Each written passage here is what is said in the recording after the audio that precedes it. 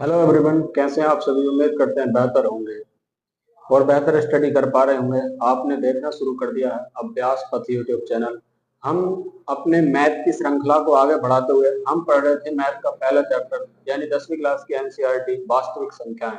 उसकी एक्सरसाइज यानी प्रश्नावली 1.1 और अब नेक्स्ट एक्सरसाइज है हमारे पास प्रश्नावली 1.2, जिसमें से बहुत ही इंपॉर्टेंट सवाल हैं जो हर बार एग्जाम में पूछे जाते हैं। जैसे हमारे पास पहला सवाल है कि सिद्ध कीजिए रूट का 5 एक अपरिमेय संख्या है। ठीक, और उसी में मतलब दो तीन सवाल और हैं। चलिए आइए देखते हैं। मतलब ये सवाल कई बार एग्जाम में पूछा जाता है कि मतलब सिद्ध करके बताइए कि रूट का 5 क्या है, एक अपरिमेय संख्या है। पहली बात ये है, देखते हैं। देखो, यानी कि हम कह रहे हैं, सवाल बोल रहा है कि रूट का 5 एक अपरिमेय संख्या है। यह अपरिमेय संख्या है। ठीक है, ये तो सवाल कह रहा है, लेकिन इसके अपोजिट चलना है। अब जो भी वो कह रहा है उसके विपरीत मान लो। तो हमने क्या करेंगे, हम मानेंगे कि माना माना रूट का 5 एक परिमेय संख्या है। ठीक है, देख भैया, अगर मान लो आपने ये माना है कि रूट का 5 एक परिमेय संख्या है, तो परिमेय संख्या मानने की श्रृंखला ये होती है, यानी कि आपने रूट का 5 परिमेय संख्या मान लिया तो यानी कि पी वाई क्यू होगा। ठीक है, और इसका मतलब है कि यानी कि हम कह सकते हैं कि पी व क्यू एक पूर्णांक है और सह अभाज्य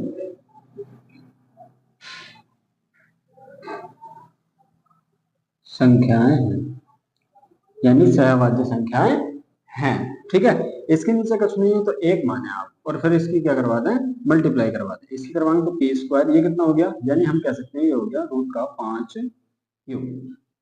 ठीक है, इतना आपको समझ में आ रहा होगा। उसके बाद क्या करवाना है, उसके बाद हम करवाते हैं कि दोनों तरफ वर्ग करवा देते हैं। ठीक है, हम लिखेंगे यहाँ पे दोनों तरफ वर्ग करने पर। ठीक है, आपको बहुत ही बढ़िया समझ में आ रहा होगा, उम्मीद कर सकते हैं। जैसे आप करेंगे तो ये हो जाएगा पी स्क्वायर, और इसमें आप करेंगे तो कितना हो जाएगा, ये हो जाएगा क्यू स्क्वायर। ठीक है, देखिए नेक्स्ट चलते हैं आगे। अगर हम करें तो ये पी स्क्वायर से ये कट गया, यानी मैं लिख सकता हूँ पी स्क्वायर बराबर 5 का, और ये कितना हो गया, यानी क्यू स्क्वायर। इसे इक्वेशन नंबर 1 मान लें। यानी कि हम कह सकते हैं कि पी स्क्वायर यानी पी स्क्वायर, ये मैं यहां से लिखता हूँ और अच्छे से लिखता हूँ, यहाँ पी स्क्वायर क्यू, यहाँ पी स्क्वायर 5 से विभाजित है,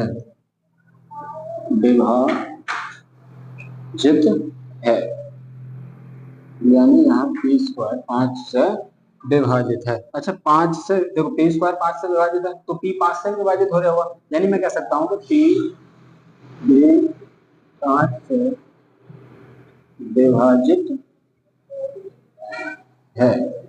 ठीक है, देखिए कैसे, यहाँ पे तो मल्टीप्लाई का साइन है भाई, मल्टीप्लाई का साइन है तो मैं यहाँ पे बता सकता हूँ आपको कि हमारे पास लिख रहा है P square is equal to ये है क्यू स्क्वायर। तो ये इधर है, अगर गुणा में कोई भी चीज रहती है तो इधर भाग में जाती है, तो मैं करवा सकता हूँ कि ये हो जाएगा पी स्क्वायर और अपॉन 5 बराबर क्यू स्क्वायर। ठीक है, तो यानी कि ये डिवाइड हो रहा है।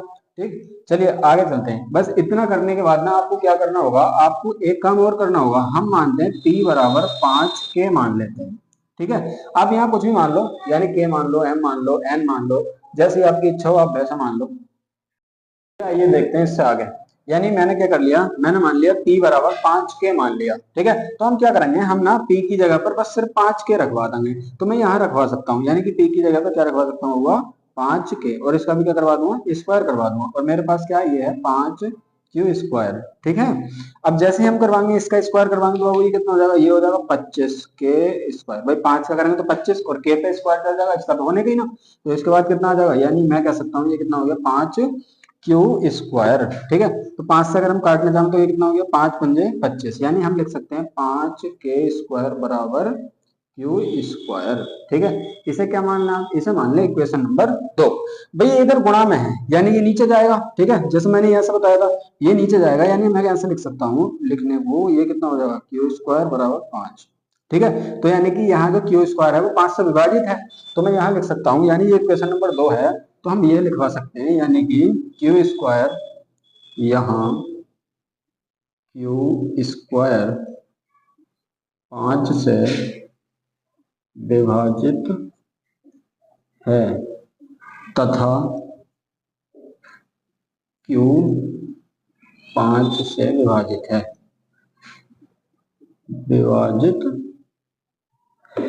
ठीक है। देखिए जैसे कि हमने एलसीएम में पढ़ा था कि सहभाज्य संख्याओं का जो एचसीएफ होता है वो 1 होता है, लेकिन इसमें तो 1 आ ही नहीं रहा, ठीक है, इसमें तो हमें 5 मिल रहा।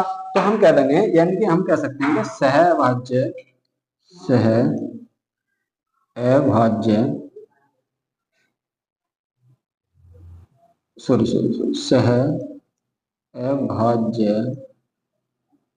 संख्याओं का HCF 1, लेकिन यहाँ क्या नहीं है, यहाँ 1 नहीं है, ठीक है। तो हम क्या कर देंगे, भाई हमारी कल्पना क्या थी, गलत थी, हमारा मानना गलत था, ये क्या है, ये एक अपरिमेय संख्या है, तो हम लिख देंगे चूंकि मतलब हमारा मानना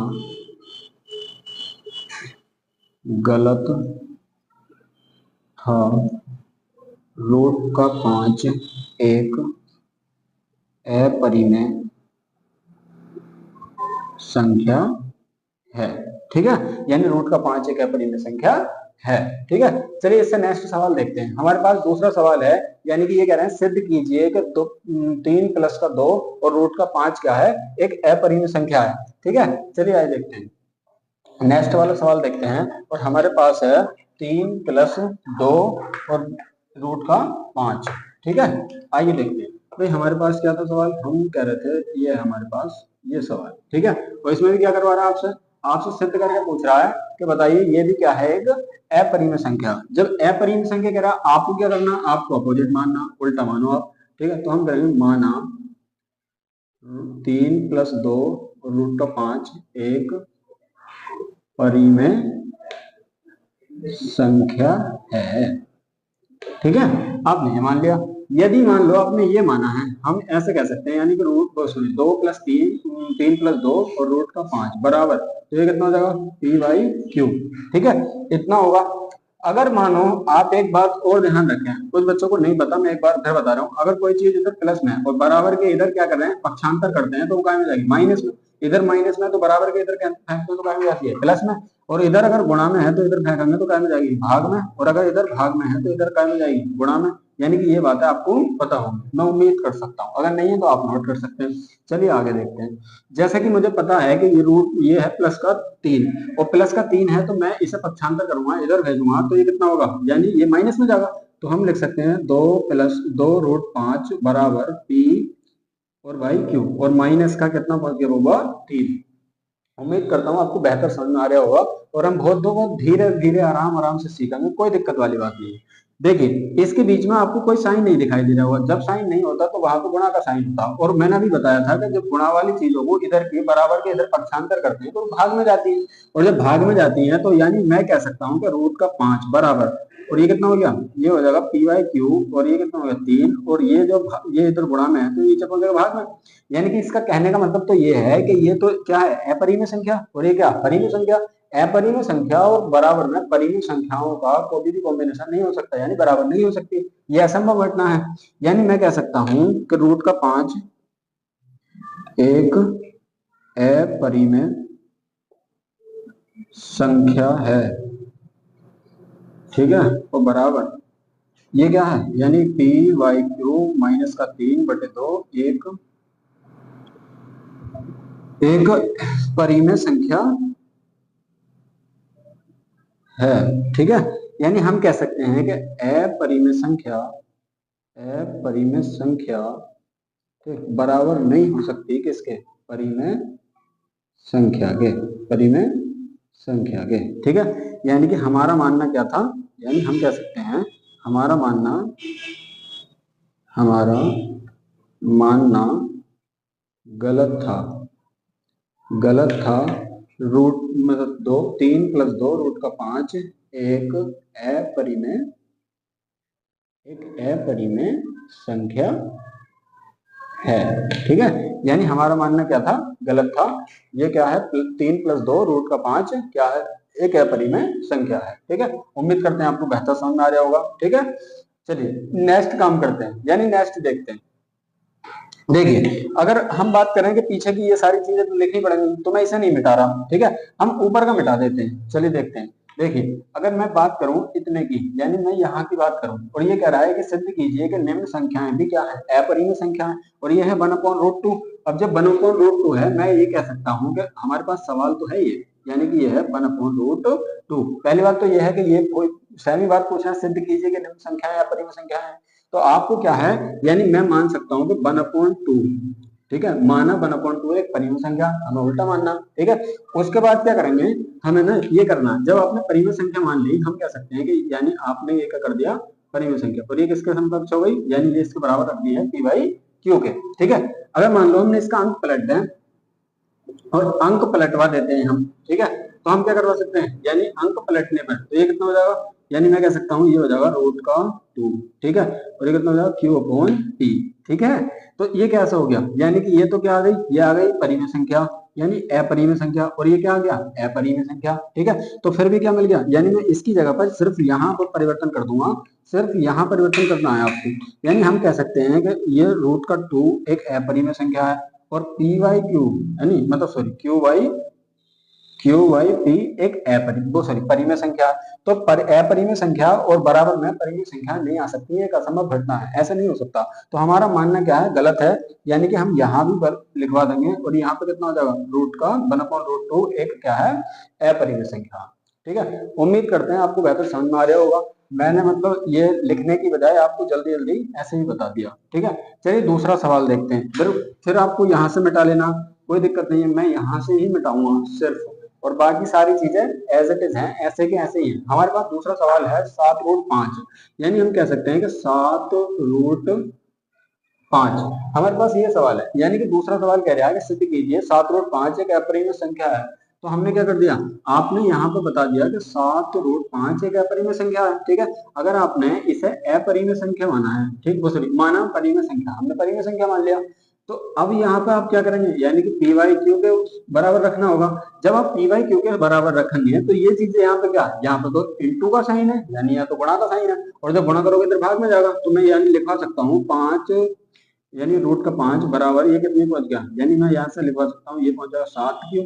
ठीक है, तो ये फिर वही वाली बात आ गई, यानी हम कह सकते हैं कि √5 एक अपरिमेय संख्या है, और हम यहाँ पे कह सकते हैं कि p और मतलब y में 7 और q क्या है, एक परिमेय संख्या। तो मैं फिर यहाँ पे वही वाली बात लिखवा दूंगा सेम ही, यानी हम कह सकते हैं कि √5 एक अपरिमेय संख्या है, और ये कितना हो जाएगा, यानी ये हो जाएगा p और 7q एक परिमेय संख्या है। ठीक है, तो ये क्या है, ये बराबर नहीं हो सकती, ये क्या है, असंभव है।